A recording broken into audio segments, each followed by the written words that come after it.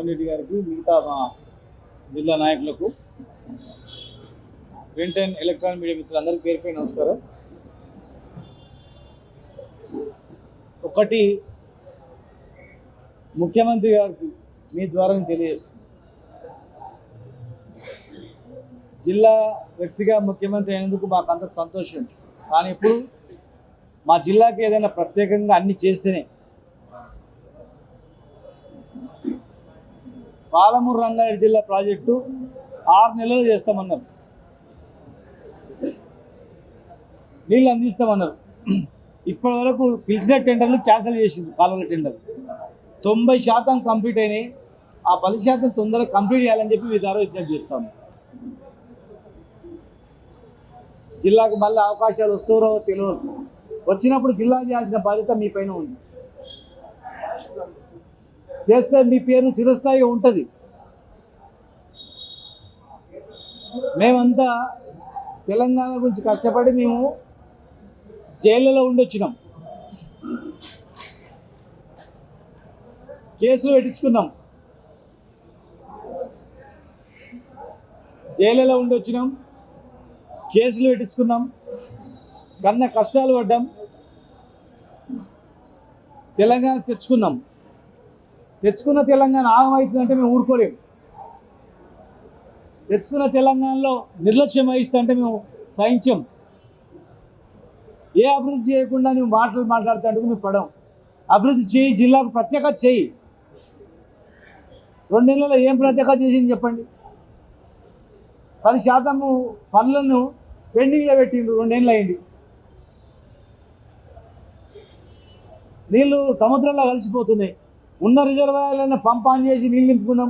Ground water పెడతారంటే అది కూడా ఆన్ కూడా చేస్తలేదు. ఉదండపూర్ వరకు, కర్వేల నుంచి ఉదండపూర్ వరకు టన్నల్ కూడా కంప్లీట్ అయింది. ఇక నిండితే ఆటోమేటిక్గా ఉదండపూర్లో నీళ్ళు పడతాయి. అలాంటి గొప్ప అవకాశాలు అన్నీ రెడీ చేసి పెడితే మీరు పనులు చేయకుండా జిల్లా అభివృద్ధి దృష్టి పెట్టకుండా కనీసం పెండింగ్ పనులు కూడా చేయకుంటే ఎట్లా చెప్పండి. కొత్త చేయకపోతుంది, ఉన్నది చేయకపోతుంది. దయచేసి జిల్లా ఎమ్మెల్యేలు కూడా, జిల్లా మంత్రులు కూడా ఐక్యమత్యంతో తొందరగా 5-6 నెలలు అన్నారు, 2 నెలలు అయిపోయింది. నెక్స్ట్ 6 నెలల లోపల పాలమూరు రంగారెడ్డి జిల్లా ప్రాజెక్టు కాలువలు కంప్లీట్ అయ్యి ప్రతి చెరువు నిండేటట్లు మీరు చేయాలని చెప్పి నేను విజ్ఞప్తి చేస్తున్నా. మమ్మల్ని రావాలంటే కూడా మీరు కూడా రాండి అంటే మీతో పాటు మేము కూడా ముఖ్యమంత్రి గారి దగ్గరికి రావడానికి కూడా మా బేషేషాలు ఏం లేవు. మా లక్ష్యం జిల్లా అభివృద్ధి. మేము హైదరాబాద్లో ఉండి కొట్లాడి జైళ్ళలో పడి మళ్ళీ ఇక్కడొచ్చి ఇక్కడ ఎందుకు అల్లాడుతున్నామంటే ఈ గోస చూసినాం కనుక. ఈ గోస మళ్ళీ తరతరాలు ఉండొద్దు కనుక, పాలమూరు గోస చూసిన వాళ్ళం కనుక, పాలమూరు బిడ్డలుగా తెలంగాణ ఉద్యమాన్ని నడిపినాం కనుక, రాష్ట్ర సాధనలో మా భాగం ఉంది కనుక ఇవాళ మా బాధ్యత. మీరు ముఖ్యమంత్రి అయిన మరి జిల్లా, మరి మీరు చేయాల్సిన బాధ్యత ఉందా లేదా ఒకసారి ఆలోచన చేయాలని చెప్పి చెప్తున్నాం. రెండవది, కాంగ్రెస్ ప్రభుత్వానికి బీసీ రిజర్వేషన్లు ఇస్తామన్నారు. ఇలా డిప్యూటీ సీఎం గారు ఏమంటారు, పార్లమెంట్లో పెట్టాలి, పార్లమెంట్లో సహకరించాలి అని చెప్పి ఒక పేపర్లో ఇక్కడ చెప్పారు. బీసీ బిల్లుకు పార్లమెంట్లో మద్దతు ఇవ్వాలి. నిన్ననేమో బీసీ బిల్లుకు మద్దతు ఇవ్వాలన్నాడు, మొన్ననేమో ఆర్డినెన్స్ ద్వారా, జీవో ద్వారా రిజర్వేషన్ ఇస్తామన్నారు. మళ్ళీ నెల కిందనేమో అసెంబ్లీలో బిల్లు పాస్ చేసి పంపింది. బిల్లు పాస్ చేసిన దాంట్లో 2 బిల్లులు ఉన్నాయి. ఒకటి స్థానిక సంస్థల రిజర్వేషన్, రెండవది విద్యా ఉద్యోగాలలో రిజర్వేషన్.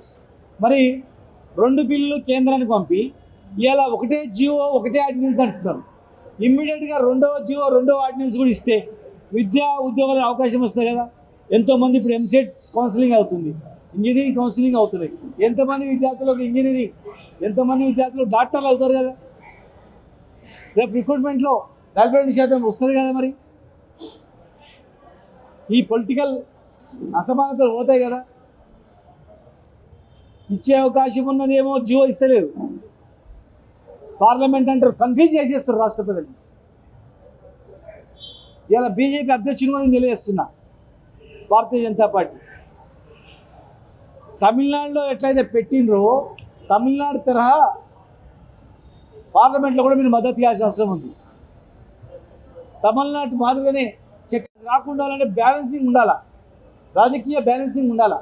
రాజకీయంలో కూడా బ్యాలెన్సింగ్ ఉన్నట్లయితే ఖచ్చితంగా సాఫ్గా నడుస్తుంది.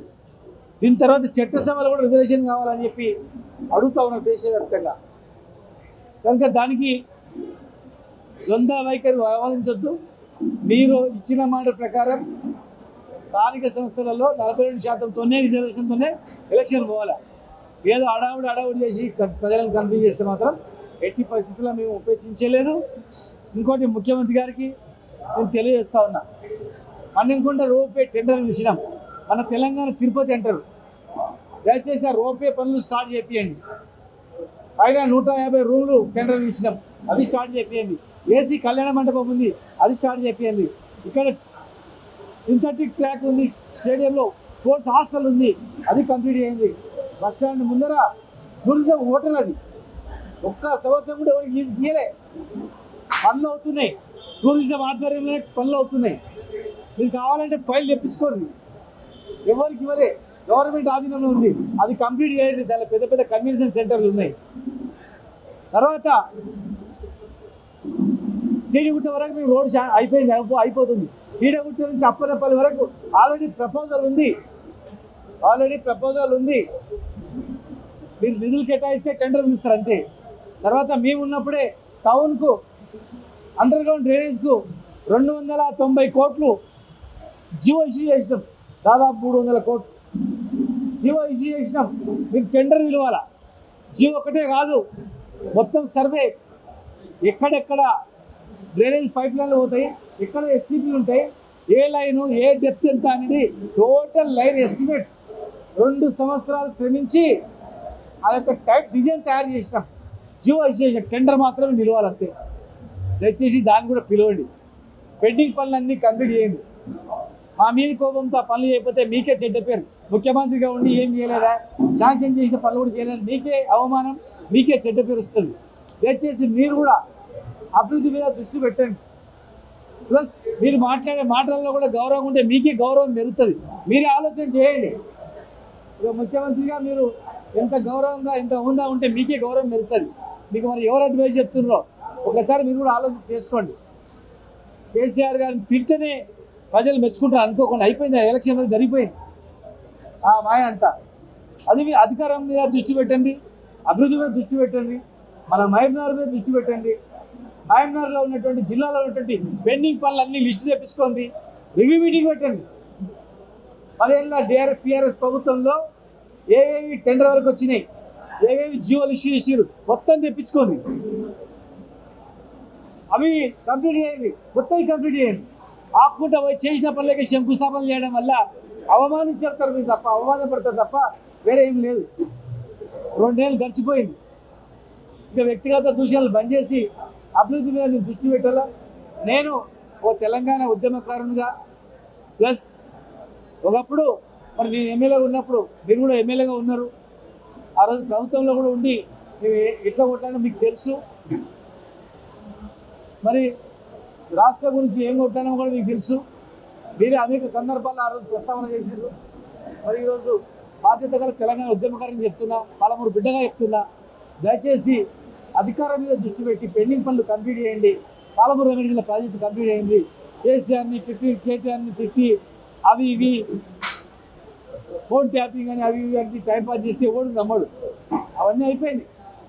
మిమ్మల్ని తెలంగాణ ప్రజలు కోరుకునేది మీ మార్కుండే అభివృద్ధి కార్యక్రమాలు, మీరు మార్కుండేటువంటి పనులు చిరస్థాయిగా మిలిచిపోయేటి కూడా మీరు చేసే పనులే మిగిలిపోతాయి. గుర్తుపెట్టుకోండి.